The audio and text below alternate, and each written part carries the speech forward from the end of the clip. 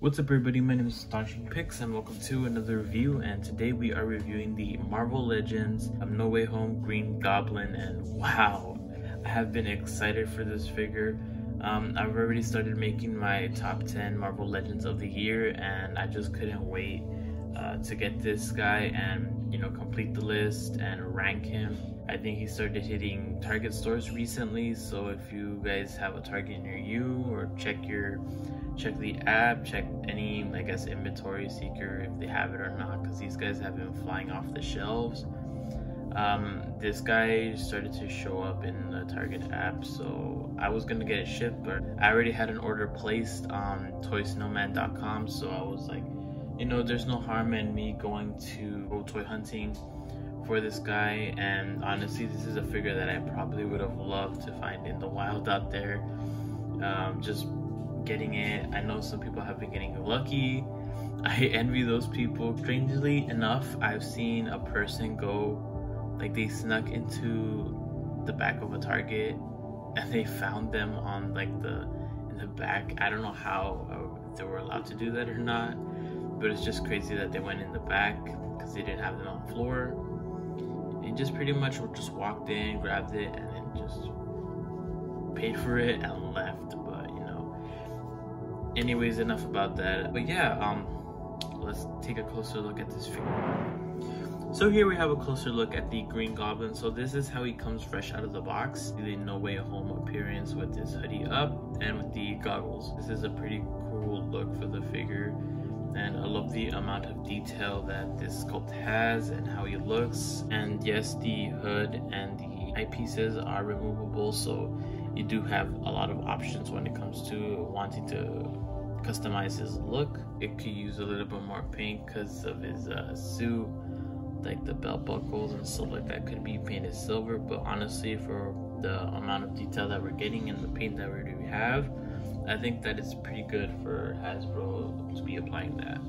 So from what I've seen, I know that this is removable, the hoodie part, but for the sake of aesthetics, I guess I don't think I'll take it off. One thing to note is that when he does come out of the box, fresh out of the box, you're probably gonna want to heat him up because the knees are stiff, also the elbows are stiff, so please loosen it up with hot water, or maybe a blow dryer or like a heater or something. Make sure that you can move his joints freely around and not break it. So here we have our Willem Dafoe likeness, and wow, I think it is pretty spot on for Hasbro, honestly, and this is probably one of their better looking head sculpts. I've seen what they've done with Tobey Maguire and maybe Tom Holland and Andrew Garfield. I think that their Tobey Maguire head sculpt, it looks okay, but I don't think it very much looks like Tobey Maguire. And when it comes to Andrew Garfield and Tom Holland, I think that they both have pretty good likenesses. But again, this is probably one of their most, I don't think you could get Willem Dafoe's face wrong. He has such a defining face. He's a very distinguished actor, and I don't think you could get his sculpt or his likeness wrong. I know that the figure art is probably on par, if not a little bit better, but from what I've seen, it comes with like a little mustache that looks kind of weird on him.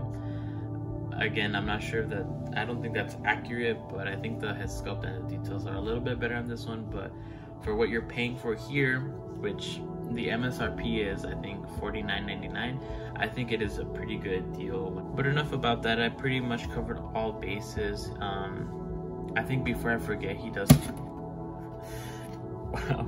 I think he does come obviously with his arm extensions here, little pouches and stuff like that. I think that's pretty cool. But yeah, let's move on to the articulation. So for his head, let's see if I could focus him. Okay, so for his head, he can move up about this far. It doesn't look like a lot, but he can move, I guess, look up. He can move down a little bit. He does move side to side. He does have neck tilt, which is pretty good, gives him more face expressions. I wish it did come with another head. I guess maybe like a blank kind of head, or maybe like a more serious face. but this is honestly perfect. His arm, he can go about this up, and obviously he can move his arm all the way around. He does have bicep swivel, and he does have a pretty good range when it comes to his double jointed elbows. And he does come with in and out kind of hinge. He can't move that much, and he can rotate, which is pretty good. I'm glad that they gave him this instead of a ab crunch, and Hasbro is kind of notorious for that when it comes to their movie figures. I'm glad to see that they gave him a diaphragm joint, so he can't move about this much, which is okay. It's not the best, but you know, I think it is better than what they could have gave him instead. As far as hip, he can go about this far up, which is pretty good, but it could have been better. He does have thigh articulation, which is pretty well hidden. I think that Hasbro figures are getting more and more import-like articulation, which I think is pretty good, but obviously they still have ways to go. He does have drop-down hips. That honestly is very surprising. I did not expect that, but I wouldn't say that it works too much, or maybe it does. I don't know. I have to pose him around more to see if it does have that kind of effect. He does have double jointed knees. Again, pretty stiff, but yeah, he can almost kick his own ass. And he does have ankle rockers and can go about this high up, can go all the way down for his ankles. One thing that this figure desperately needs is boot swivel. So that pretty much covers all articulation. And let's move on to the accessories. So like I mentioned before, he does come with a lot of accessories. He comes with his hood piece that already comes on him in the package. He does come with his goggles too.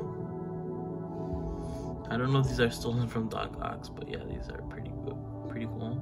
He does come with his Green Goblin head, and honestly the helmet, it is pretty good looking and it's pretty spot on.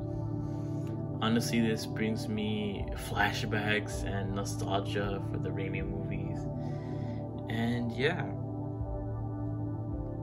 it is really well detailed, and like might add some weathering, but it looks pretty great for what you're getting. Before I forget to this, you can place it on his head, so let me just show you guys this. And honestly, the articulation is more or less the same. You can see his like skin around it, but I think that it is pretty forgivable once you see that the Marvel Legends has that, and this is something that the figure arts does not come with.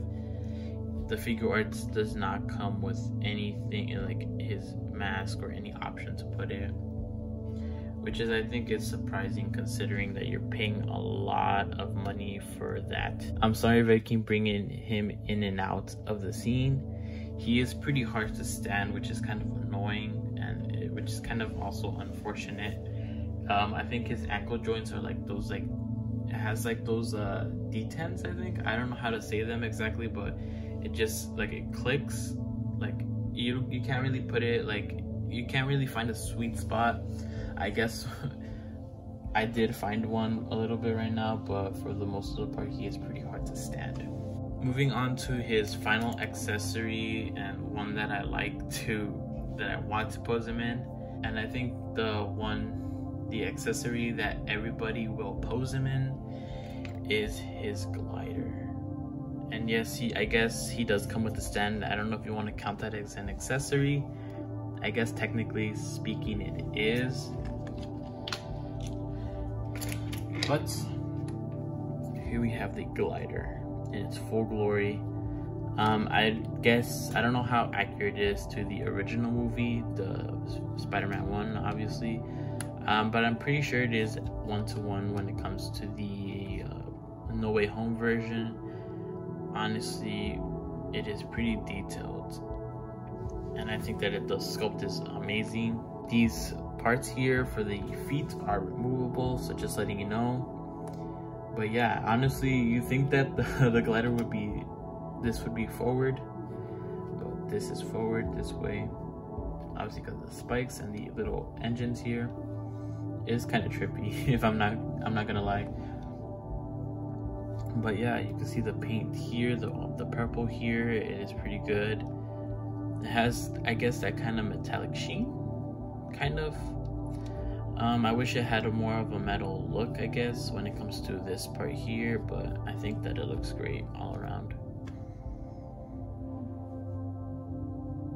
And he can move about this far. It does have articulation, but I don't know if that's going to be the best. When it comes to posing this guy, I don't know if he could stand on this, but yeah.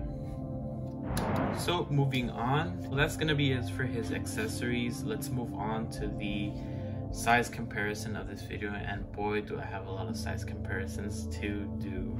So first off, here we have the Marvel Legends Tobey Maguire next to the Marvel Legends Green Goblin, and as you can see, he stands a little bit shorter than the Green Goblin. I don't know if Willem Dafoe is that tall of a guy. I'd have to do my research, but you'll have your answer here. So just to get them out of the way, here we have the Amazing Spider-Man Marvel Legends and the Tom Holland integrated suit next to the Marvel Legends Green Goblin, and you can see they are both shorter than Green Goblin. Next up, we got the Amazing Fantasy Spider-Man and the Mayfix Spider-Man next to the Marvel Legends Spider-Man. As you can see, they're still kind of shorter than him, but I'm pretty sure they scale well and they look great, honestly. I can't wait to take pictures of all of these guys when it comes to the Green Goblin. And here we have the Extremis Iron Man next to the Marvel Legends Green Goblin.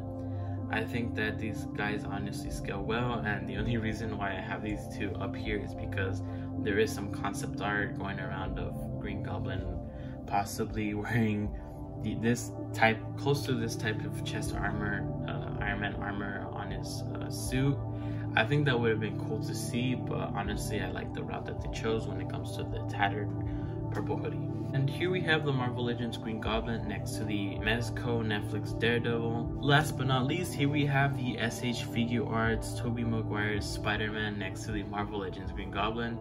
And wow, there is a notable size difference. I know that SH Figure Arts like to scale down their figures a little bit, or I guess more true to 1/6 or 1/12, sorry, rather than what Marvel Legends does. I don't really like the scale here, but honestly, I love the look of this guy and this guy together.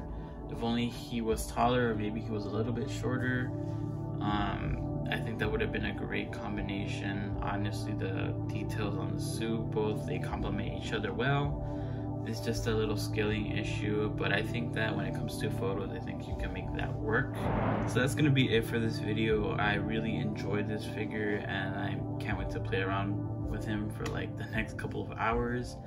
I hope you guys find him, and I want to see what you guys think. If I were to give this guy a rating, I would give him probably like around an 8.5 or like an 8 out of 10. I just love the paint apps, I love the details.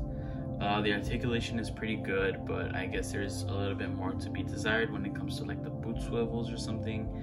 He could pose better on his glider.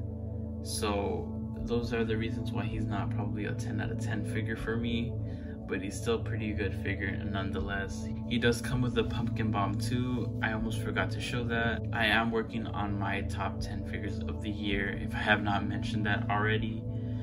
This guy will be on there for sure. I just have to like rework some positions. I've collected so much this year. But yeah guys, please leave a comment, like and subscribe, and I'll catch you in the next one. Peace.